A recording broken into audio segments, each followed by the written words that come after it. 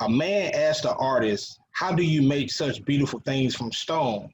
He replied, "Beauty is already hidden there. I just removed the extra stones." So your happiness is hidden within yourself. Just remove worry, doubt, and fear. So I was like, man, everything is internal, you know.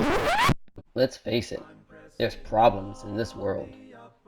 And with news of negativity and fear at every turn, what are we to do? We need an injection of positivity. There's so much good that's happening. Join in the conversation as we discuss how we can be blessed and bless others, especially in troubling times. You see, edification is a team sport. On the surface, it may appear the church is divided and discouraged. We have a huge task, and it requires a team lift to build each other up and restore unity and hope to the church. Even Jesus needed help carrying his cross. You're not alone, and we're here to show you just that. All glory to God. Now, what are some things that you've learned this year that's helped you grow?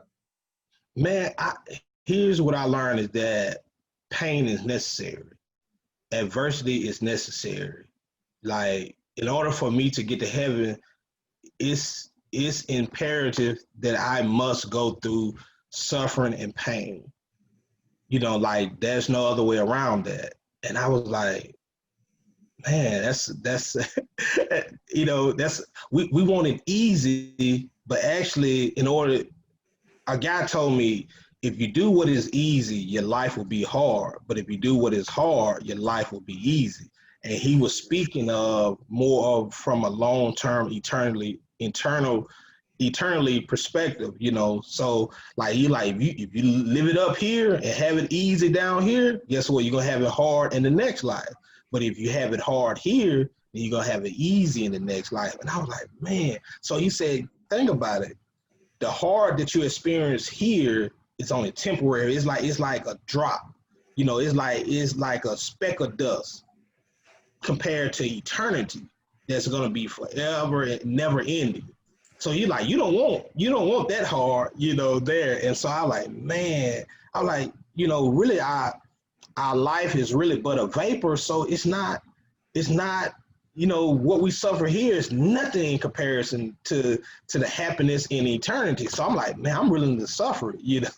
And now I started to understand why the first century Christian was rejoicing when they experienced persecution, because they were like, hey, it was a reminder to let them know that, man, we're on the right path.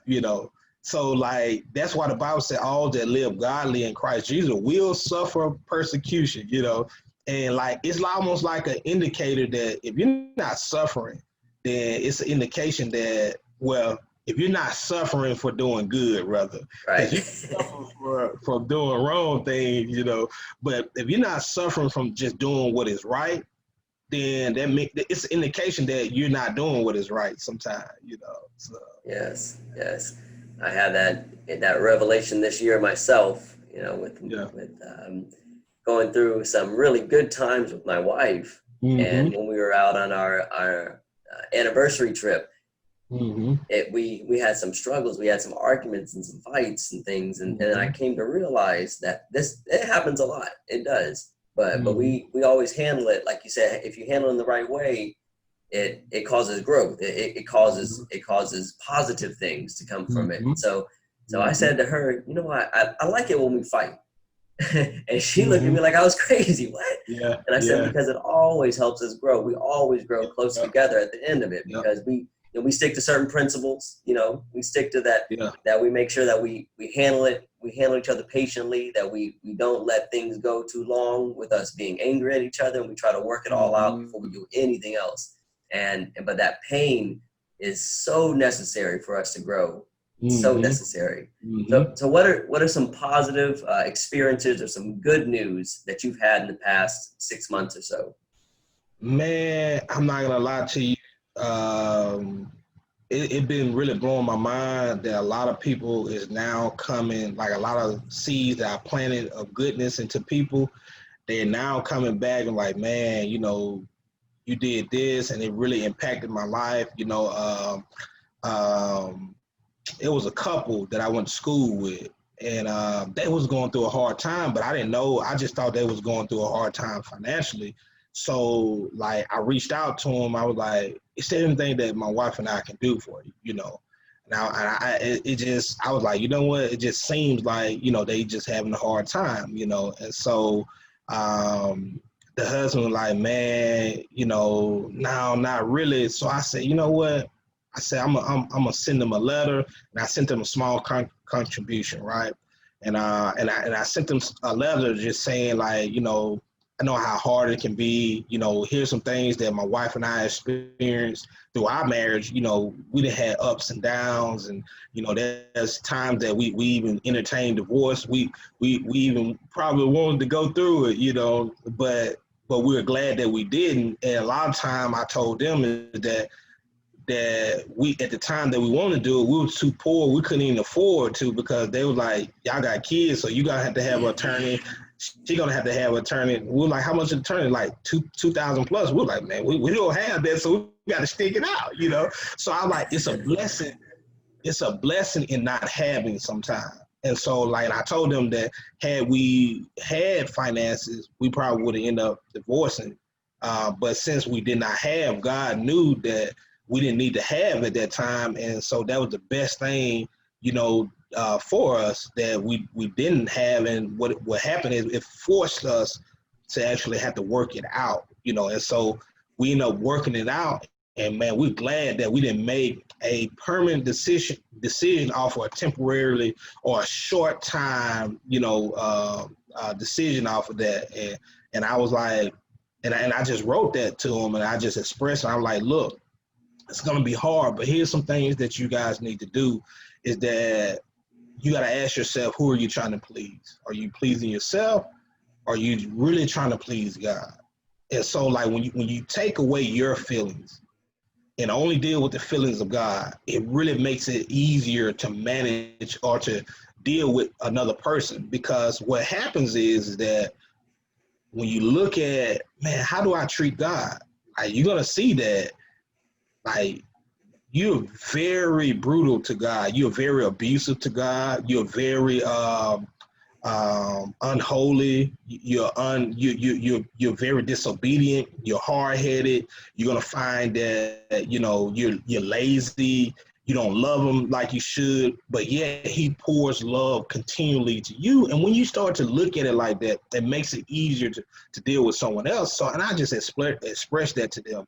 And I didn't know, I never heard from him after that until about like, after I did that, about 4 months later, the guy called me and his wife, and they was like, I just want to thank you, because we was literally about to go get a divorce the day that your letter came in and your little contribution. And he was like, you literally saved us from going through a divorce, Wow. And the thing that you expressed, and it gave us hope, because we were just thinking that we're the only one that's going through it, and your contribution really helped with some things. And, they was like, man, I'm really appreciative. And I was like, man, I didn't realize that I helped save someone from going through a divorce. And they had 3 kids, So, and I talked about how, we can't be selfish, because you have to think about how this is going to impact not your kids, but it's going to have an impact on everything, there. And I talk about, and I asked them to do something. What do you guys want your legacy to be? A lot of times we think of material things, but your legacy is what you're going to take with you through the next life. And I just discovered that, because like Jesus said, when I was hungry, you did not feed me. When I was thirsty, you did not give me drink. Well, the very thing that you do is a part of your legacy. So that means that your legacy has a contingency on which place you're going to go to in the next life.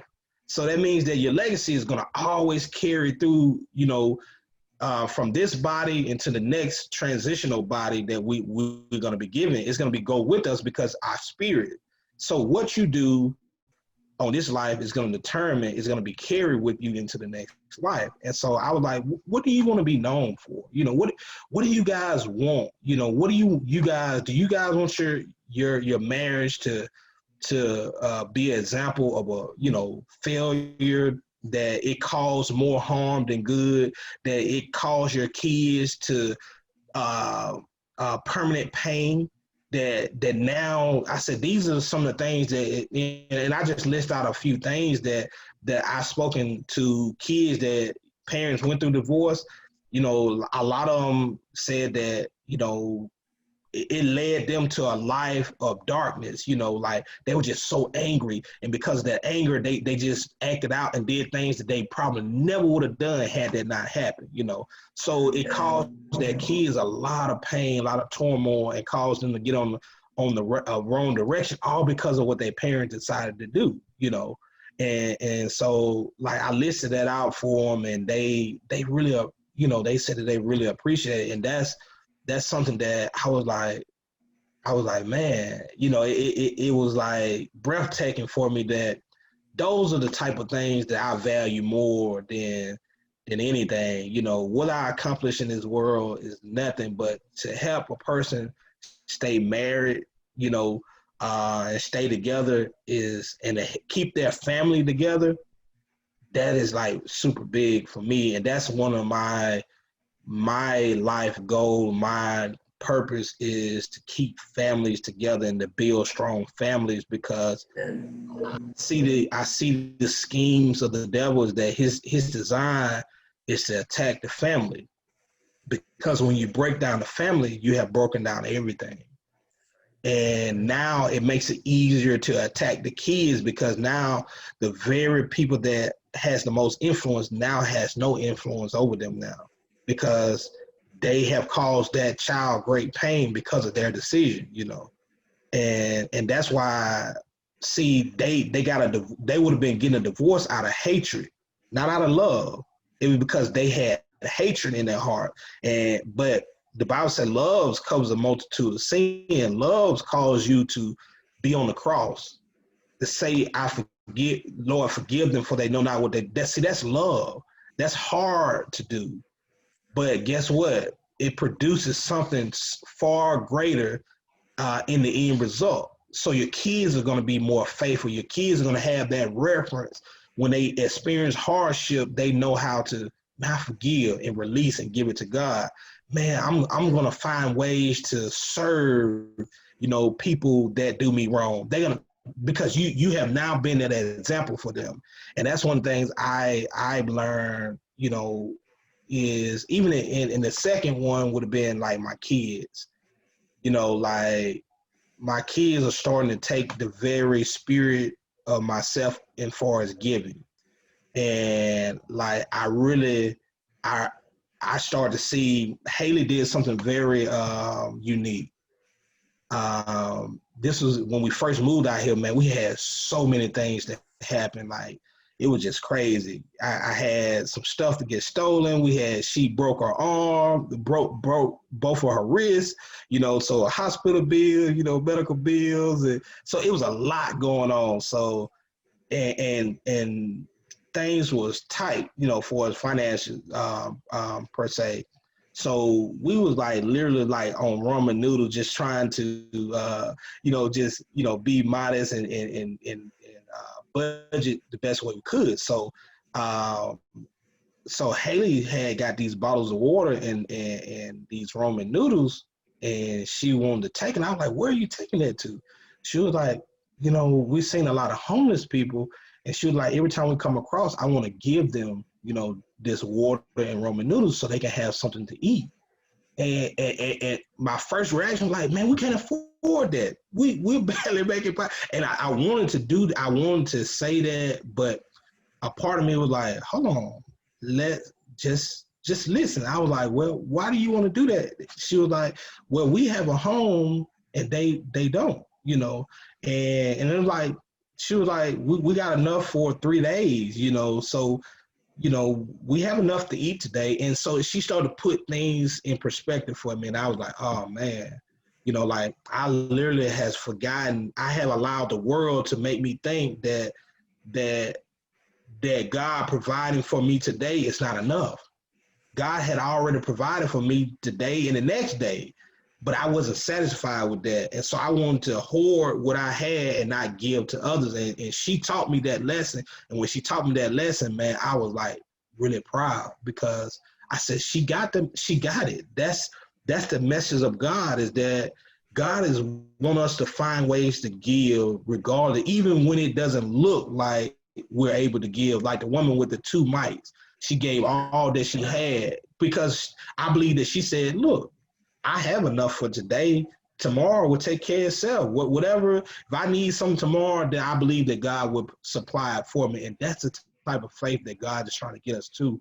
And I was very appreciative that my daughter was able to teach me that lesson. Isn't it amazing? Like we get it caught in our minds as parents, as adults, that we're the ones that are to teach. But when we look at it in the right ways, you know, we can learn from everywhere and everybody, especially our children. And only when we realize those things are we open to the lessons. Yes.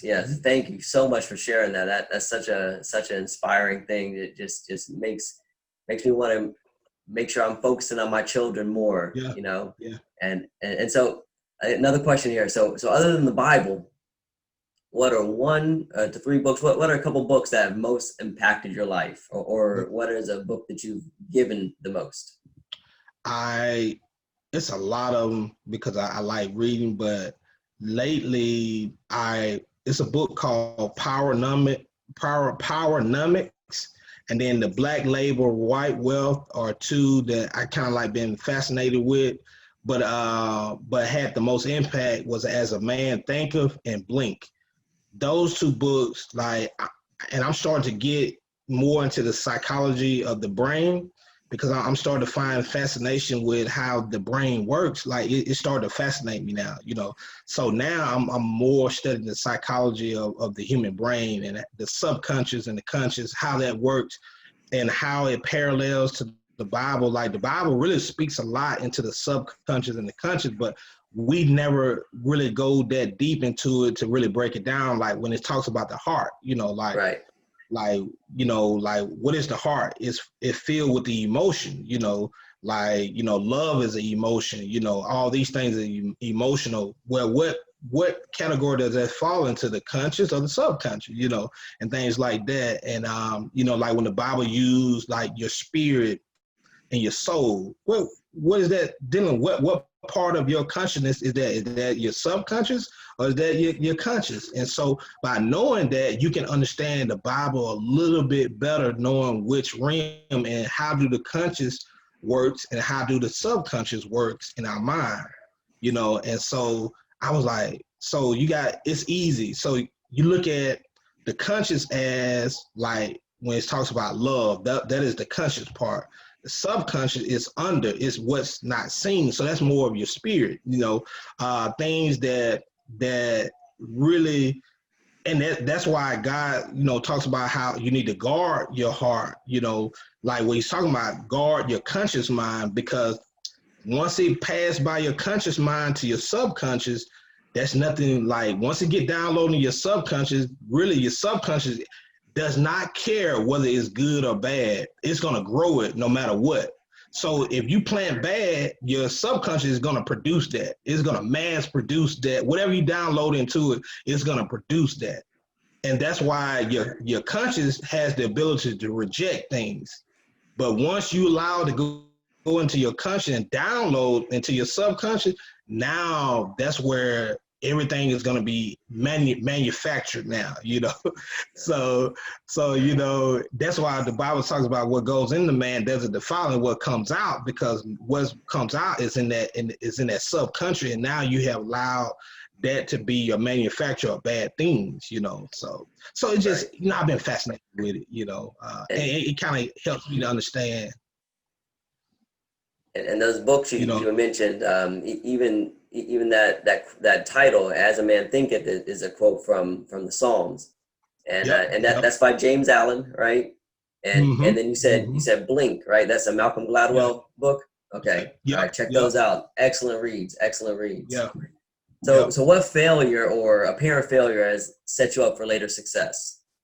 Man, a lot, man. Like my marriage, like just just going through what I went through at the beginning stages and all throughout, I wasn't the best husband, I wasn't ready. Like my Haley was conceived through, out of marriage. So just that act alone was completely in other words, how I start was completely on the wrong foot. But because of that, gave me the drive and say, you know what, I'm gonna make it right. I'm gonna correct it. And that drive, that means that I made up in my mind that nothing that is thrown in front of me is not gonna make me quit this mission of making sure that I correct this wrong. And so now you look at now, like my wife have a level of love and respect for me that it supersedes whatever earthly you can imagine, because now it's so beautiful now, and I'm like, man, I'm so glad I didn't give up, because to see where it's at now, the love and the respect and the honor that she has for me now is like amazing. And to see that she appreciate my leadership, and to see the kids see that she appreciated, gives me a lot of influence on them, and it molds them for them to see that, man, even though that I seen mom and dad didn't agree, but that's okay. But they was willing to work through it, and to willing to, I see my dad show a level of love that needs to be the foundation of every relationship. So they got a chance to see all of that, and hopefully they'll be able to use that for their good. So in other words, we was able to be an example of good and bad. So I'm able to sit down with them and say, hey, these are the things that we did good and you witnessed that, and here's what we did bad and you witnessed that, and so here's what not to do. But if you into this is what you need to do when you find yourself in this situation to get out of it. And so it's like it's very I'm glad that it made me a better person. It humbled me a lot, as well. I'm way more humble now than I was, when I didn't do no wrong, or at least when people didn't perceive that I didn't do any wrong, And my wife really, by being married, it helped me to see the flaws that I really had. And that's one of the biggest things, that there's things that I had missing in me that I didn't know was there until I had conflict with my wife, that they was being revealed. And that's one of the things I want to tell people, that you will learn a lot about people through adversity. When things get hard, that's why God put us on the fire, to see if we real gold or fake gold. And that's going to let us know, are we pure or impure? And by putting on the fire, by being put on the fire, brother, I seen a lot of things internally that I'm like, man, I didn't know that was there, because when everything is going good, you don't really do an internal check. You don't really, that's why the Bible said, take heed, if any man think he stand, take heed lest he fall. Because what he's saying is that when you're on top of the hill, everybody like, woo, look at me, but you're not taking in consideration, like, let me examine myself while I'm up here. It's like, no, let me celebrate myself while I'm up here, and let me beat my chest. But when you down in the valley, that's when you like, man, God, what's going on? What's wrong with me? Like it makes you self-reflect, because now the attention is off of you now. And now it's like, man, look, I'm struggling. I don't know why I'm struggling. I'm doing this. It's like, now you're able to see you for who you really are. And that's the biggest key, that I first began to see myself for who I really was in marriage. And I'm glad that I see myself, because I'm like, man, that's a horrible person. I don't want to be associated with it. And so I had to take measure to kill that guy, to kill that Isaac that was bad. And Adam, he didn't want to die. You know, like he did not want to go, and that's when like the whole Bible really like I started to realize is that there's always God expect for you to always fight because there's always going to be a fight. The children of Israel, the reason why they was in slavery for 400 years because they refused to fight for it. And the reason why your old self is causing you problems is because you refuse to fight it and kill it. The Bible said mortify the deeds of the flesh. That means put to death. And when you don't fight it, it's gonna put you to death. And it's gonna enslave you. It's gonna take control of you. And I'm so glad that through my marriage, had I not, then who knows how long that it would have been slowly killing me, and I probably wouldn't even known it. You know, pride and arrogance would have been like, well, you know, I'm not doing anything, you know, bad outwardly, you know, so I'm good. But no, what's going on internally? You know, that's where the biggest fight is internal. You know, it's what people don't see.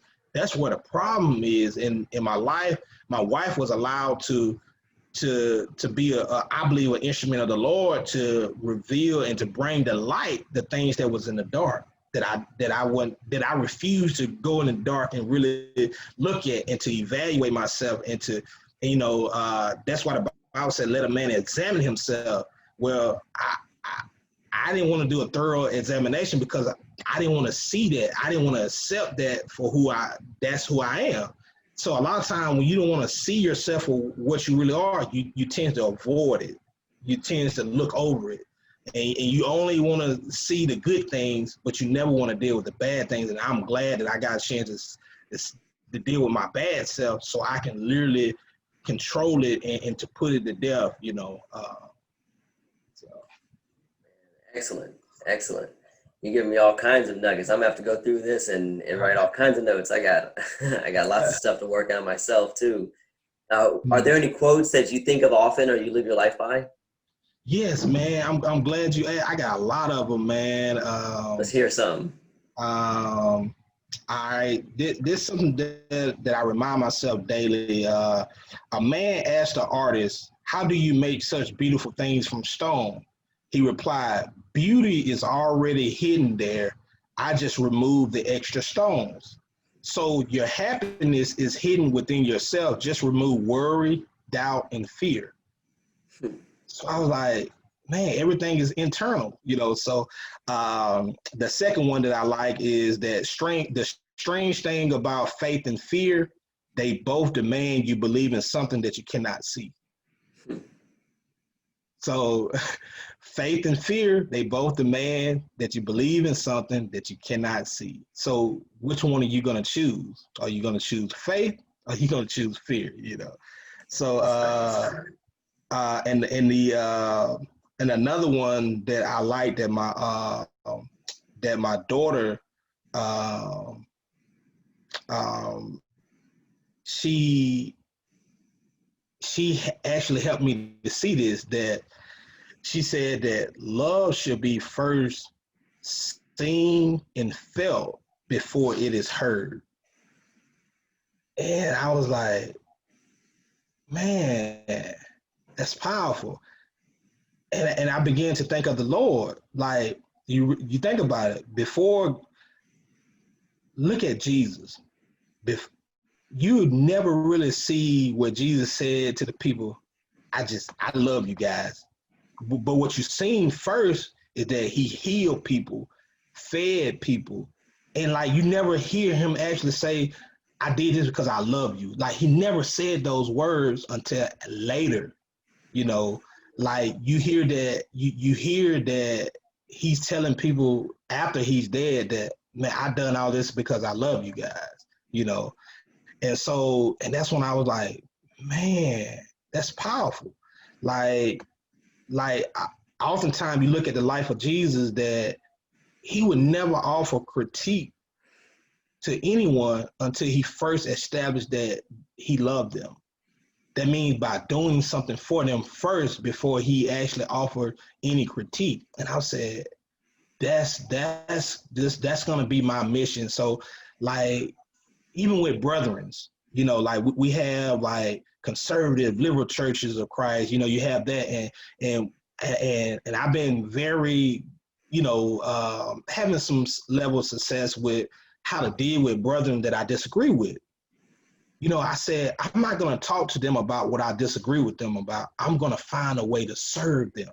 I'm going to establish love first, because if you establish love first, once you begin to talk to them about whatever you got concerned about, they're going to receive it and wish the love that you gave it, because you established love first. Now that they know that if you're saying something to them, they know that it's got to be out of love, because you already established that now. But the problem is we like to tell people things and they can't tell. They don't know, is it coming from a standpoint of love, or is it coming from a standpoint of hate, selfish ambition, or I just want to say that I'm right. They don't know. Well, the only way they can know, if you establish it for them to say, look, I'm going to serve you. It doesn't matter what you believe. I'm going to find ways to serve and to be of service to you.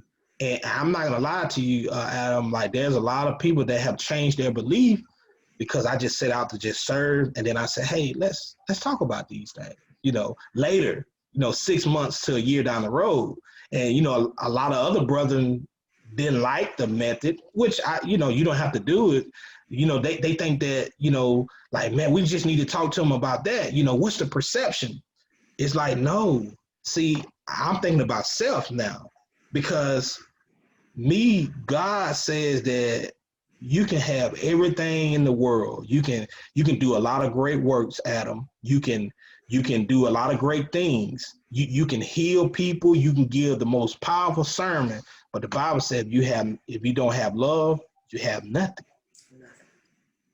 And I was like, man, so to me, more about being right, Adam, for me, it's about loving. I would rather love you than to be right about you. And I'd rather for you to know that I love you versus than you knowing that I'm right and you're wrong. So then we can get to who's right and who's wrong after we establish that relationship. You think about it, that's why you have so much influence on me. That's why you and a lot of the brothers have a lot of influence, because you guys established the love, and because of that love that's been established, I'm willing to listen to whatever you have to say. You know, whenever you call on me, it's like, okay, yeah, I'm here to service, you know, because that love has been established. And regardless, and I you know, regardless of what it would make me, if you say, Isaac, I don't believe what you're saying about this, it would cause me to rethink it now, because I'm like, okay, Adam wouldn't say this unless he only saying it because he loves me, you know? And so it makes you rethink it now versus a total stranger said that to me. I'm not going to rethink it. I'm like, well, they don't know, you know? Yeah, and that's what's going to happen. And that's when I tapped into something that, you know, and that was brought about through my marriage though. See, I learned how to love in the midst of adversity. Even when my wife is not doing me right, I'm still going to find a way to serve. Even when my kids are not doing right, I'm going to find ways to serve them and to express my love towards them. And by doing it there first, it allows me to spread it to other people that when I come in contact with, it's natural now, because, you know, that I believe that was the design for marriage. Really, that's why the qualification for elders and deacons is that you have to have a wife and have to have kids, you know, that are believers. Well, God knows that in order to get that, there's a lot of friction that's going to happen. There's a lot of love that you're going to have to perfect and put in place in order to get them to that point. And now that's when I really understood, like, now I understand why God demands that to be the standard, you know, because not many people can actually live up to that standard there, because it's so hard. You know, I'm not going to even lie to you about that. Loving people that don't want to be loved and that are not lovable is very, very hard, you know, because self want validation. Self want to say that you should love me back because I'm loving you, but that's not making you the standard. Like, I start to view myself, who am I that I should be loved? I don't deserve it. Like I really believe in my heart that I don't deserve it. So I don't have no expectation from anyone. Anybody that comes in contact with me, I don't believe that I deserve your love, but I believe that I deserve to give love to you. That's what I believe. So regardless of what you do, I believe my ultimate goal and duty in life is to give love to you and give it freely to you. And if I don't give it to you, then I am harming you by it's just like a child need food and water and nourishment and I don't give it to that child, then what I'm doing, I am abusing that child. So when I don't give love to human beings, which that's the thing that they need the most, then I am abusing them. So, Neglect, right? mm-hmm. Lord, lift me up and let me stand by faith on heaven's tableland, a higher plane than I have found. Lord, plant my feet on higher ground. My heart has no desire to stay where doubts arise and fears dismay. Though some may dwell where these abound, my prayer, my aim is high.